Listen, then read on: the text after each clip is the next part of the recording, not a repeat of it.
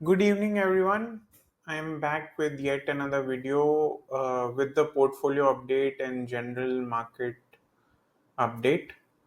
आज है फ्राइडे 16 अगस्त और आज लगभग मार्केट सारे सेक्टर्स काफ़ी जोरों से रिकवर किए। तो पहले निफ्टी का चार्ट देख लेते हैं। Nifty is taking good support। अगर मैं फिबोनाची चैनल ड्रॉ करता हूँ from the election day low, election day close, मैंने लो को कंसिडर नहीं किया है because that could have been like a outlier kind of a move. तो मैं उसके क्लोज को कंसिडर कर रहा हूँ because the close is also very near to the moving average channel that I put here. ये मूविंग एवरेज 89 मूविंग एवरेज है।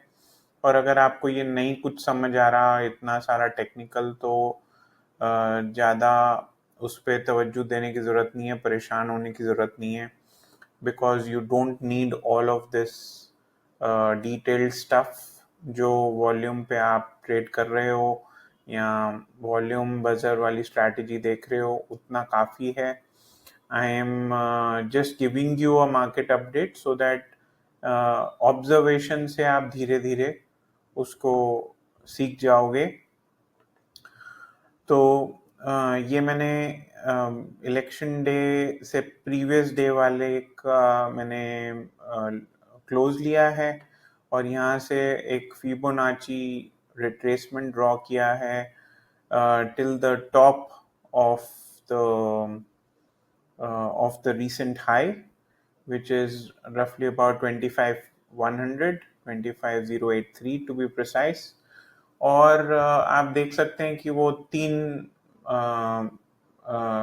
Gap down candles बनी, दो बार गैप्स बने इधर, और उसने भली भांति जो 61.8% पे उसने सपोर्ट लिया और वहां से लगभग लगभग ऊपर जाने की कोशिश कर रहा है।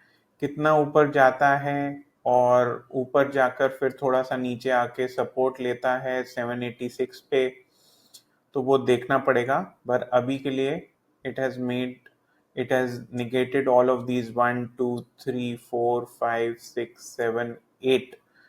8 days of कैंडल्स को आज की ग्रीन कैंडल ने निगेट कर दिया with good volumes, reasonably good volumes. तो ये है निफ्टी की कहानी।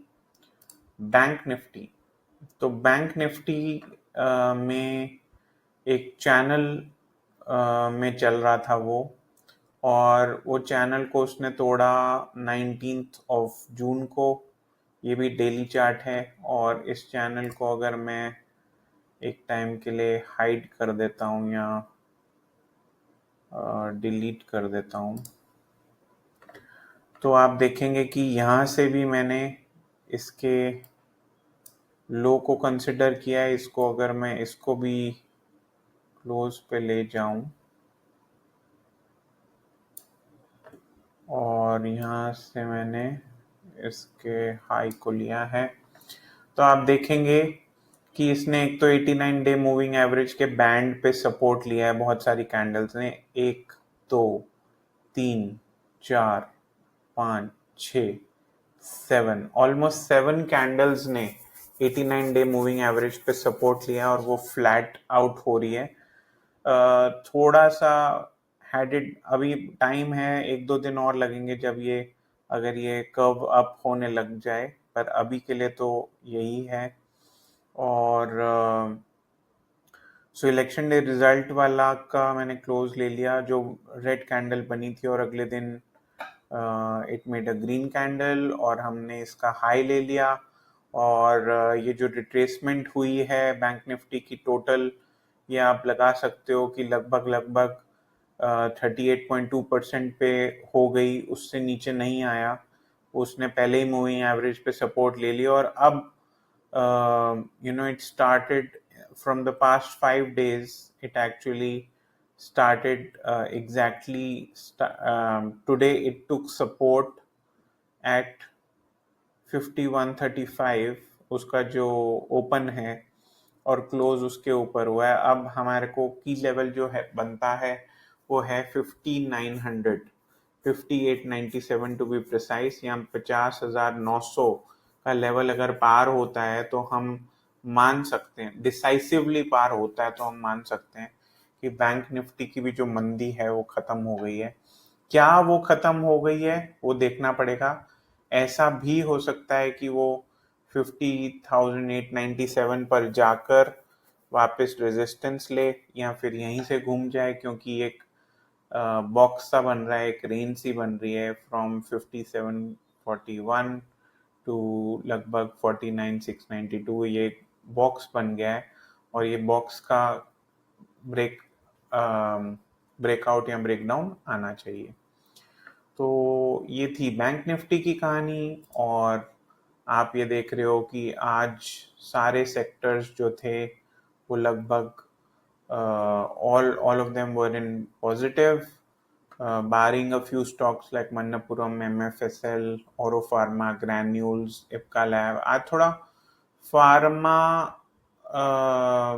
कंपैरेटिवली वीक था बिकॉज बाकी सारे सेक्टर ऑब्वियसली चल रहे थे, तो pharma pharma was kind of sluggish today. और बाकी सारे तो ठीक है। सेक्टर वाइज अगर देखें तो सबसे ऊपर टेक्नोलॉजी, क्योंकि आप देख सकते हो कि नैस्डैक में भी पिछले 2-3 दिन में कितनी रिकवरी आई है। डाउ is also has had a fantastic run in the last 3 days। उसके बाद रियलिटी, पावर, सीमेंट ये सब बढ़ रहे थे। And then we go to our portfolio update. तो पोर्टफोलियो अपडेट में देखें लगभग 5% के आसपास ही हम ट्रेड कर रहे हैं। एपीएल थोड़ा सा रिकवर किया है, टीसीआई, एआई इंजीनियरिंग सारे स्टॉक्स में रिकवरी आई है, पर ये बैंको इंडिया और एफडीसी इसमें कोई रिकवरी नहीं है। एफडीसी में अभी तक रिकवरी मेरे हिसाब से आ जानी चाहिए थी, क्योंकि ये फार्मा का स्टॉक है और एज सच इसमें कोई दिक्कत वाली बात नहीं है, पर अभी तक कुछ हुआ नहीं है। और जैसे कि हमने पिछली बार डिसाइड किया था कि हम एक ही स्टॉक ऑफ द वीक लेंगे जिसमें वॉल्यूम्स बिल्डअप हो रही हैं, और पूरे हफ्ते रोज हम इन आउट नहीं करेंगे, because we are very close to our target. अभी भी 39 डेज बचे हुए हैं, और तो इसलिए वो नहीं करेंगे। तो अब देख सकते हैं हम कि हमारा फ्राइडे क्लोज के बाद स्टॉक ऑफ द वीक कौन सा आ रहा है। तो यहाँ मैंने जो वॉल्यूम बजर्स की लिस्ट है जो हम एनएसई से डाउनलोड करते हैं वो मैंने यहाँ डाल दी है। और अगर आपको ये नहीं पता कि ये वॉल्यूम का इंडिकेटर कैसे बनाते हैं स्क्रीनर में, तो अगर आप मेरे चैनल पे जाएंगे और स्क्रीनर का एक tool to find out volume breakout है, उसका मैं लिंक इधर डिस्क्रिप्शन में डाल दूंगा। उसको आप देख सकते हैं, रेफर कर सकते हैं, और आपको ये पता चल जाएगा कि ये वॉल्यूम ब्रेकआउट का जो इंडिकेटर है वो कैसे बनाना है, रेशियो कैसे बनाना है, और ये फिर आपके स्क्रीनर में आ सकता है। तो मैंने लिस्ट अब ऐड कर दी है। तो this is a cumulative list of the whole month. इसको मार्केट कैप से हम सॉर्ट कर लिया। सॉरी, मार्केट कैप से हम सॉर्ट नहीं करेंगे, हम वॉल्यूम ब्रेकआउट से सॉर्ट करेंगे। और इसको मैंने वॉल्यूम ब्रेकआउट से सॉर्ट कर लिया है, और इसमें हम देख रहे हैं कि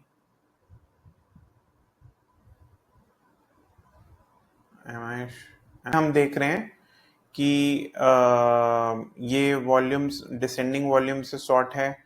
तो पहला जो स्टॉक है जो कि 5,000 करोड़ मार्केट कैप से ऊपर है वो है इलेक्ट्रॉनिक्स मार्ट। उसके बाद है RHI मैग्नेसीटा, ठीक है, एंड उसके बाद है सुप्रजीत इंजीनियरिंग। तो अब इन तीनों में से IVP किसका ज़्यादा है? इसका ज़्यादा है। और PE के हिसाब से भी ठीक है, तो इलेक्ट्रॉनिक स्मार्ट को देख लेते हैं। वॉल्यूम काफ़ी अच्छी खासी है इसमें। और इलेक्ट्रॉनिक स्मार्ट को एक बार देख लेते हैं। इलेक्ट्रॉनिक स्मार्ट एक इलेक्ट्रॉनिक्स रिटेलर है, मेनली तेलंगाना आंध्र प्रदेश में इनके रिटेल आउटलेट्स हैं और ये अप्लायंसेस, मोबाइल स्मॉल अप्लायंसेस में डील करते हैं। और RSI हेल्दी है, प्रमोटर होल्डिंग हेल्दी है, ROC ROE भी ठीक ठाक है। और jumbo volume, can you see the jumbo volume, और ये लगभग अपने 8-9 महीने के टॉप को तोड़ने वाला है। इसको थोड़ा और, यस, सो इस टॉप को तोड़ेगा जो कि जून जुलाई अगस्त 2-3 महीने के टॉप को तोड़ने वाला है, अभी तोड़ा नहीं है। अर्निंग्स, राइजिंग अर्निंग्स, और अभी इन्होंने जो रिसेंटली 9 अगस्त को रिजल्ट डिक्लेयर किए हैं उसकी भी अर्निंग राइज ग्रो की है। तो एज सच कोई प्रॉब्लम नहीं है, और ये ठहरा हमारा स्टॉक ऑफ द वीक। और smart is our stock of the week. हम लेंगे मंडे को, और मंडे को हम कितने शेयर लेंगे इलेक्ट्रॉनिक स्मार्ट के? करीबन 56 शेयर्स लेंगे पर लाख ऑफ कैपिटल। 56 इंटू 237 बन गया लगभग 10,000 रुपये। और हमारे पास अभी बचे हैं 2,000 रुपये। तो अगर हमें कोई एग्ज़िट मिलता है तो हम ले लेंगे, नहीं तो फिर उस टाइम पे डिसाइड करेंगे और मैं ग्रुप में अपडेट कर दूंगा। अगर आपने ग्रुप ज्वाइन करना है तो उसका लिंक मैं डिस्क्रिप्शन में डाल दूंगा। ट्राइब ऑफ सीकर्स की कम्युनिटी को आप ज्वाइन कर सकते हैं। तो ये था वीकली मार्केट अपडेट और weekly stock pick as per the volume. Subscribe कीजिए चैनल को, लाइक कीजिए, और मिलते हैं अगले वीडियो में। और एक जो हमारे सब्सक्राइबर थे, आज उन्होंने मुझे कॉल किया और उन्होंने पूछा क्या आपका कोई एडवांस कोर्स है। और मैंने उनको यही सलाह दी कि अगर आप सारे वीडियोस मेरे चैनल के देख लेंगे तो आपको ना एडवांस कोर्स की ज़रूरत है ना बेसिक कोर्स की ज़रूरत है। ज़्यादा कोर्सेज करने से कुछ ज़्यादा हासिल नहीं होगा।